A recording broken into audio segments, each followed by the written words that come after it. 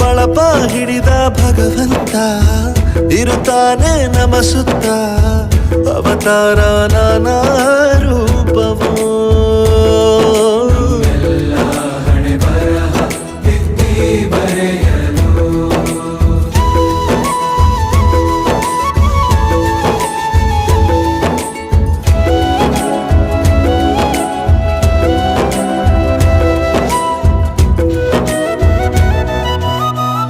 ಬಾಳಲ್ಲಿ ಲೆಕ್ಕ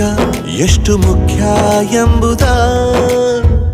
ಬೆರಳಲ್ಲೇ ತೋರಿ ಕಲಿಸಿದ ಗುರುಗಳೇ